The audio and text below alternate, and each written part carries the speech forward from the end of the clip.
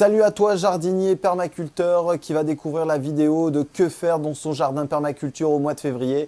Avant ça, je te laisse faire un petit pouce et partager la vidéo. Allez, à tout de suite, on va découvrir ce qu'on va faire.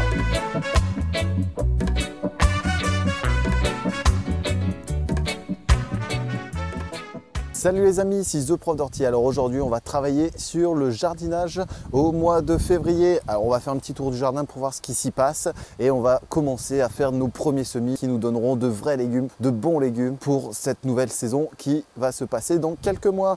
Allez, on y va. On va commencer ici par cette dernière butte qui a été créée. Donc actuellement, il y a très peu de choses que l'on va retrouver dessus. On a consommé énormément de légumes sur cette butte-là et sur les autres qu'on va retrouver juste après. Là, actuellement, il nous reste du poireau, les plus petits forcément, puisque les autres gros poireaux ont été consommés. On va retrouver un peu plus haut du navet, on va retrouver du cresson, on va retrouver des salsifis qui sont en train de redémarrer pour la saison prochaine. Et ensuite, on va retrouver ici nos greffes que l'on avait effectuées l'année dernière, que l'on va pouvoir ici soit transplanter ou soit réparer parce que certaines greffes comme celle-ci n'a pas fonctionné. Donc on va pouvoir la couper et regreffer une variété dessus. Actuellement, c'est l'occasion de faire différents semis. On va pouvoir faire des semis de salade, on va pouvoir préparer ces semis de tomates, ces semis de poivrons, ces semis de radis. On a vraiment toute une gamme de semis à faire. Alors attention si vous habitez au nord de Loire où il va falloir surveiller à cause des fortes gelées. Si vous êtes au sud de la Loire, là vous êtes un peu plus libre. Attention toutefois parce que les seins de glace sont encore bien loin. J'affectionne beaucoup février parce que c'est une période où on va voir le renouveau. On va voir des nouveaux bulbes sortir, on va voir quelques bourgeons qui sont impatients d'éclore, d'éclater même. On va voir les premières fleurs, notamment sur les crocus, sur peut-être des narcisses qui ont été précoces ou autres. Donc c'est vraiment une saison qui est assez intéressante. Là ici dans notre jardin, bon c'est un peu tristouné. Ma foi, on voit un petit peu qu'il y a de la vigueur qui arrive. Je pense notamment aux artichauts que l'on va protéger. On va terminer les derniers butages ici sur nos poireaux. Ici, on a planté de l'ail. On peut observer ici que le poiré commence à faire de belles feuilles qu'on va pouvoir consommer au fur et à mesure, sachant qu'il va monter cette année parce qu'on est sur une plante bisannuelle, donc il risque de monter en graines, mais c'est pas grave, ça nous permettra d'assurer les futures semences pour l'année prochaine. Au niveau des travaux de sol, on ne va pas effectuer grand chose. Alors là actuellement, j'ai juste fait un sarclage pour supprimer la présence des adventices là qu'on peut retrouver. On va faire notamment attention à des racines de liserons ou des racines d'ortie qui pourraient vite envahir notre chantier. Cependant, on va essayer de faire en sorte de enfuir au maximum les adventices que l'on aura supprimés. C'est l'objectif ici de la permaculture pour justement rendre les minéraux, les éléments qui ont été prélevés par la plante afin de les partager avec les autres plantes pour avoir toutes les ressources nécessaires au développement. Ici, vous pouvez voir de la salade et de la mâche essentiellement et un peu de cresson. Cependant, donc, on va faire attention parce que là, actuellement, le cresson est en train de fleurir. Donc là, ici, on va préserver ces semences pour les associer et les ressemer par la suite. Ensuite, la salade, ici, on va la protéger un petit peu s'il fait vraiment trop froid. On va pouvoir commencer les premiers paillages. Et interligne, que vous ne pouvez pas voir ici, on a placé de l'ail pour justement avoir des gousses cette année. Donc là ici, on va laisser tranquillement se développer, sachant qu'il fait encore froid. On a besoin de températures un peu plus chaudes pour avoir un développement plus important. Ceci dit, pour ces légumes ici, la période de froid n'est pas un problème. Ce ne sont pas des plantes qui ont des problèmes avec les grands froids. Sur la gauche, vous pouvez peut-être voir, on a fait un alignement de bulbes et notamment de tulipes qui permettra justement de préparer de la future division parce qu'on aime beaucoup les bulbes dans le jardin. Il y a toujours des températures froides au mois de février, donc on va se méfier à ça. Cependant, vous allez pouvoir aussi commencer un compost. Alors le compost, on va mélanger de la matière brune et de la matière verte à hauteur de 50% pour l'un et pour l'autre. Actuellement, la matière verte est un petit peu plus difficile à trouver. Cependant, si vous avez des petites alternatives avec de la marc de café, un petit peu de cendre, et vous allez pouvoir préparer un compost. Ici, on teste différents procédés. Actuellement, on est sur un procédé de fumier de poule que l'on va justement diriger en compost rapide, en arrosant, en incorporant de la matière verte pour éviter l'excès de carbone dans notre compost. On va voir ça au cours de notre visite pour le jardinage au mois de février. Pour tous ceux qui aiment bien les fraises, on va pouvoir ici diviser ces fraises par le stolon. Alors le stolon, c'est une longue tige qui va démarrer de notre pied mère et qui va en créer une nouvelle. Donc on repère ça notamment ici sur les fraisiers, qui est une des plantes les plus connues pour ça. Là ici, si on regarde, les pieds mères ont été déposés en périphérie. On va en profiter par la suite pour faire un désherbage afin d'éviter une concurrence directe trop importante, afin d'avoir des fleurs qui soient visibles et aussi d'avoir des pieds qui soient suffisamment développés pour concurrencer eux-mêmes les futurs adventices. Donc là ici, je regarde un petit peu. Donc là, j'ai mon pied mère qui est ici et il va donc créer différents pieds. Donc là, on a une tige qui vient de là jusqu'à ici et on va pouvoir donc supprimer ce pied-là. Et on va pouvoir faire l'opération pour en avoir plusieurs. Donc là, l'idée, c'est de les laisser une année. Vous allez voir qu'en milieu de saison, ces fraisiers vont faire des petites tiges et ces tiges vont toucher, rentrer en contact avec le sol et développer donc ces fameux stolons. Et c'est l'occasion justement de profiter, de refaire des nouveaux fraisiers grâce à cette division simple au niveau des fraisiers. Ce que je vais faire, je ne vais pas faire ça aujourd'hui sur cette vidéo. Je vous laisse la découvrir en tuto bien spécifique dans les prochains tutos qui vont arriver au cours du mois de février. Nous avons discuté tout à l'heure du compost. Alors ici, on a un début de compost qui est en train d'être créé. Alors, qu'est-ce que l'on a fait ici? Donc déjà, on a fait le tri un petit peu sur tous nos végétaux que l'on avait à l'intérieur du jardin. Et ensuite, on a fait une sorte de mélange avec des cartons, avec de la paille. Anciennement, il y avait de l'herbe et ensuite de la matière verte ici, comme ces côtes de blettes, ou alors les fans de radis et même les vieux radis. Donc tout ça est mélangé. Donc ce mélange carbone sur azote va permettre une dégradation. Donc le tas ici fait quasiment un petit peu moins de 500 litres et vous allez voir qu'à la fin il ne restera plus que 100 litres et ce sera un super amendement à faire pour notre jardin. Donc là ici on va le laisser travailler, on va arroser de temps en temps et on ira dispatcher donc notre compost au travers du jardin ou alors le réutiliser s'il est assez mûr pour y faire nos semis. Dans cette petite parcelle, on va retrouver différents éléments que vous connaissez forcément si vous êtes habitué aux vidéos. On va retrouver là ici au premier plan les navets que l'on a ici distancés légèrement pour pouvoir avoir des plus gros navets qui vont arriver d'ici un mois ou deux. Là actuellement on récolte au fur et à mesure.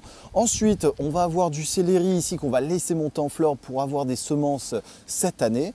Et on a ici donc les épinards qui sont en train de se développer et qu'on va essayer de monter et récolter au fur et à mesure également pour faire soit des soupes ou alors préparer des épinards. Ici on a différentes betteraves et poirées que l'on va consommer également au fur et à mesure. Et enfin, on retrouve beaucoup de semis de bourrache qui sont spontanés ici, que l'on va laisser volontairement pour permettre aux insectes auxiliaires, aux butineurs de s'inviter dans le jardin. Donc là ici, toutes nos bourraches sont étalées partout sur le jardin. On va essayer de faire en sorte de récupérer des semences cette année pour les semer un petit peu à droite à gauche.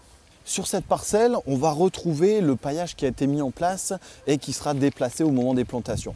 Ici, c'était une ancienne butte de paille et de gazon qui s'est liquéfiée, entre guillemets, qui s'est décomposée. Ce qu'on va faire cette année, c'est proposer différentes plantes. On va faire sa rotation de légumes et je pense qu'on viendra y mettre quelques aubergines. Comme ce vieux pied qui est resté ici en place. On va y mettre également des courgettes et quelques calebasses qui permettront ici de se développer vraiment de manière optimale. Parce que ces variétés-là de légumes ont besoin d'un sol soit qui est très humifère, comme la courgette, comme les calebasses ou les potirons, ou alors d'un sol riche et notamment qui va être bénéfique ici pour nos aubergines. Ça va être aussi le moment de planter ces haies, de planter ces arbres, de planter ces arbustes si vous ne l'avez pas encore fait. Donc là, dernièrement, et que vous pouvez retrouver aussi au travers de notre chaîne, c'est la plantation du plaque minier, du kaki qui est juste derrière, ou alors d'une haie ici bocagère, d'une haie qui est mellifère, d'une haie qui va attirer les auxiliaires, d'une haie écologique si je puis dire, qui va permettre d'attirer tout un tas d'auxiliaires, tout un tas d'oiseaux, tout un tas d'insectes bénéfiques pour notre jardin. Donc là, on a différents différentes essences. Si vous n'avez pas encore acheté vos végétaux ou préparé votre haie, dites-vous qu'il est encore temps. Vous allez avoir jusque mars quasiment pour les racines nues et vous allez pouvoir prolonger un petit peu si vous achetez vos arbustes et vos arbres en conteneur. Donc là actuellement vous allez pouvoir planter tout et n'importe quoi. Pensez énormément aux fruitiers qui sont importants, qui vous permettent d'avoir à la fois des fruits, qui vous permettent aussi d'assurer du pollen et du nectar pour les abeilles, mais aussi d'attirer tout un tas d'oiseaux auxiliaires qui vont permettre de se nicher à l'intérieur et de se débarrasser beaucoup de nuisibles au jardin. En ce moment, on va avoir le romarin qui fleurit, qui est très joli et qui est mellifère. Aujourd'hui, on n'est pas sur une bonne et belle journée malheureusement, sinon on aurait pu voir beaucoup d'abeilles venir se loger à l'intérieur du romarin pour pouvoir butiner. Alors, vous pouvez récupérer les tiges de romarin après floraison pour les faire en infusion. Je vous ai parlé tout à l'heure des semis, donc on va aller découvrir ça dans la serre. Sachez qu'on va pouvoir diviser, on va pouvoir bouturer de manière importante en ce moment. Donc encore une fois, on va pouvoir semer des tomates, on va pouvoir semer des poivrons, on va pouvoir semer l'aubergine d'ici quelques semaines, on va semer des radis, on va semer de la mâche, on va semer du cresson, on va semer des choux, beaucoup de choux même actuellement, sachant que normalement vous en avez préparé au mois de janvier et tout ça va nous permettre de faire des récoltes exceptionnelles pour la future saison. Alors là ici on est dans la serre et on va voir qu'il y a beaucoup de choses à faire. Donc là ici je vais commencer par cette partie là. Donc les choux sont en train de se développer. Donc ça c'est ceux qu'on avait semés en décembre. Là ici on a les salades que l'on a semées fin décembre également qui ont été repiquées et qui sont en train de se développer tout doucement. Donc là ils sont passés dans la serre avec une serre qui va être aérée. Ça c'est important. On va se débarrasser et nettoyer notre serre afin d'éviter justement les attaques de parasites trop importantes. Une serre c'est un milieu qui est assez particulier en soi. Ensuite ici on a d'autres semis de salade sur des semences que j'avais conservées mais qui n'ont pas l'air de lever, donc on va surveiller. On a semé des choux sur cette partie là et enfin donc du poiré et du panais sur nos deux plaques qui sont devant. Sinon dans la serre vous allez pouvoir justement donc placer toutes vos différentes boutures que vous avez faites courant janvier ou février. Donc là ça va être le dernier moment pour les préparer et ensuite vous allez également pouvoir faire de la division de touffe. Donc la division de touffe que vous pouvez faire sur vos thym qui va vous permettre d'avoir du thym, de préparer des infusions ou alors de le faire sécher pour mettre en condiment dans vos plats. Ici, on a nos boutures de romarin qui ont été établies. Donc, on va laisser se développer tranquillement au chaud à l'intérieur de notre serre. Là, ici, vous avez le thym qui a été planté il y a une semaine, qu'on va laisser s'enraciner correctement, afin, pareil, encore une fois, d'être planté dans le terrain. Au niveau des fraisiers, c'est la même chose. Donc, on a récupéré nos stolons, ce que je vous disais tout à l'heure. Et vous allez pouvoir donc les individualiser en pot, les laisser se développer pendant un mois et demi afin d'avoir le maximum de feuilles et le maximum de racines dans votre pot que vous allez pouvoir replanter pour avoir des fraises en milieu de saison. Je vous parlais tout à l'heure des différents semis. Donc là, au milieu, vous pouvez voir le semis de radis qui a bien levé, qui est assez homogène, donc sur des semences que l'on a récupérées l'an passé. Ensuite, tout à gauche, vous avez le semis de cresson et tout à droite, vous avez le semis de navet qui ici est en train de lever et que l'on va commencer ici à démarier afin d'avoir des navets qui soient corrects pour la saison. Là à côté, donc nous avons semé du poiré et ici donc vous pouvez observer les futurs laitues qui seront repiqués d'ici quelques semaines afin de manger et de consommer nos laitues pour mars, avril et mai. Concernant les salades et les laitues, ici donc placées sous serre, on a un développement qui est assez important. Vous pouvez le voir ici. Donc on en a plusieurs, donc à des stades différents afin d'échelonner la récolte. Pour nos choux-fleurs, ils sont placés dans la serre et seront coupés juste après la floraison. On a décidé cette année de placer un compost rapide dans notre serre. Donc c'est un compost qui est issu, comme je vous le disais tout à l'heure, du fumier de poule que l'on va arroser de manière régulière et que l'on va retourner très rapidement. Donc ce compost ici va permettre également de chauffer de manière modérée notre serre, mais surtout de chauffer à proximité pour différents types de semis que vous allez pouvoir placer au-dessus. Donc là ici, il vient d'être créé. On va le laisser encore quelques semaines à l'intérieur. Ça va monter en température. Là actuellement, il a à peu près 2 semaines à 3 semaines. Vous pouvez voir qu'à l'intérieur, on a une température qui est aux alentours des 40 à 45 degrés. Donc on sondera la prochaine fois. Je vous apprendrai également comment générer et comment faire un compost de ce type. Donc on y a inclus des cendres et on y a inclus du marc de café qui est riche en azote et qui va permettre et avoir un pouvoir de décomposition optimal. Sachant qu'on a toute la fiente des poules qui est apportée également au même endroit. Donc la fiente qui est essentiellement azotée avec de la paille qui est carbonée. On a un ratio qui est idéal ici que l'on va entretenir en arrosant et en retournant.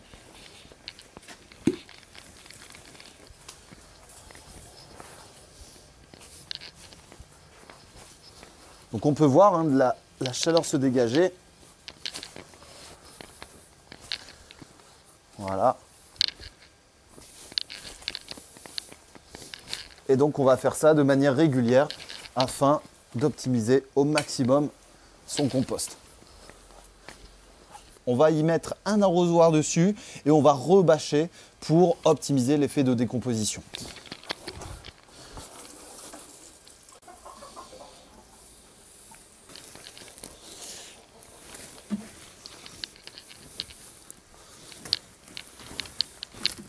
Pour tous ceux qui souhaitent semer, n'hésitez pas à poser des questions. J'essaye au maximum d'y répondre si vous avez des interrogations sur les différentes périodes de semis ou autres. On a lancé actuellement 100 pieds de tomates qui sont en train de germer à l'intérieur de la maison. On a besoin d'une température de fond qui est aux alentours de 18, 19, 20 degrés. Sinon, on risque d'avoir la fonte des semis qui est issue donc d'une forte humidité, ce que l'on a actuellement en février, et aussi donc une température assez faible et ce qui est en rapport également avec février. N'hésitez pas non plus à faire le point sur vos semences. N'hésitez pas à partager aussi, à découvrir différents types d'autres semences qui sont aux alentours de chez vous. Ce qui va vous permettre premièrement d'éviter d'avoir des variétés qui sont peu adaptées au climat, des variétés qui vont être chétives et donc qui ne vont pas vous donner grand chose et qui risquent d'être frustrants dans un long terme au niveau de la récolte. Là actuellement on essaie de travailler au maximum avec des semences que nous possédons. Cependant il y a différentes semences que l'on est obligé d'acheter, notamment pour répondre à un besoin. Je pense aux radis, les radis donc qui nous demanderaient une trop grosse parcelle pour pouvoir récupérer suffisamment de graines. Il y a des plantes également qu'on ne peut pas laisser en place pour récupérer les semences, mais cependant au maximum on essaye d'optimiser ça. Vous allez voir qu'il y a différentes habitudes ou différentes plantes qui vont créer des résistances à votre terrain et qui ne seront pas quand vous achetez des plantes à droite à gauche. Cependant, ça c'est important. Vous allez également créer votre plan de jardinier pour travailler votre jardin cette année, pour faire des rotations, pour travailler et penser au jardin l'année prochaine, qui vous permettra d'éviter d'avoir des surprises, notamment au niveau des carences pour les végétaux. Pour ceux qui aiment bien les cymbidiums et les orchidées, donc on l'a laissé celle-ci volontairement dans la serre et elle est en train donc de nous faire une belle lampe florale et il y en a deux autres qui suivent derrière. Donc on va essayer de découvrir ça au fur et à mesure cette année pour vous montrer les belles fleurs qu'elle pourra nous proposer. Elle a été uniquement placée en serre, elle a subi quelques températures négatives quand elle était à l'extérieur et c'est ces températures négatives qui vont développer l'induction florale ici pour ce cymbidium. Et ça c'est important aussi, vous avez des plantes qui ont besoin d'avoir une période de froid avant d'être rentrées pour pouvoir justement se mettre en fleurs. Je reviens un petit peu sur le compost et l'intérêt d'avoir un compost. Donc là ici, la finalité de ce compost mûr sera d'apporter et d'amender ici notre serre. Voilà, tout ce qui a été produit provient des déchets de poules. Donc généralement, on leur met de la paille, on les nourrit, elles vont faire leur déjection sur la paille et cette paille va être mélangée et va se décomposer. Donc ce qui va être un engrais assez riche. Cependant, il faut faire attention, ce compost ne soit pas trop riche, vous allez peut-être devoir le couper. Donc ici, ce n'est pas le cas. Cependant, donc on va s'en servir d'amendement pour épandre dans toute la serre et ça, je vous invite fortement à le faire. Là, ici, on récupère uniquement la paille et les fientes. Cependant, vous pouvez faire ça avec les épluchures, avec des pots différents de fruits et légumes, en faisant attention justement à parfois avoir des taux d'acidité qui sont plus importants en fonction des légumes. Cependant, je vous invite fortement à faire du compost. Ça génère de la chaleur, ça attire un tas d'insectes. Là, ici, c'est une mine d'or au niveau de la faune et ce qui est toujours intéressant. Ensuite, à faire découvrir aux enfants, c'est quelque chose de magique, surtout quand on le retourne, ils voient qu'il se passe quelque chose, qu'il y a de l'évaporation, qu'il y a de la chaleur et ça, c'est assez magique pour cet âge et je pense qu'on doit justement les former. Voilà, on en arrive à la fin. J'espère que ce tuto vous a plu. Vous pourrez retrouver donc les différents semis, les différentes interventions à faire au jardin dans justement la chaîne et notamment sur The Prof et son jardin. Vous allez pouvoir découvrir les nouveaux semis. Donc là actuellement, on a fait encore une fois les tomates, on a fait les choux, on a fait les poireaux et vous allez pouvoir donc suivre l'actualité par rapport à tout ça. N'oubliez pas non plus d'amender votre jardin, de commencer le paillage. Il y a vraiment beaucoup de choses à faire. C'est pour ça qu'on est là et qu'on essaye de vous guider au travers donc de la chaîne, au travers des différentes vidéos. Un grand merci à vous tous. J'espère que ce tuto vous a plu. À très bientôt les amis. Salut!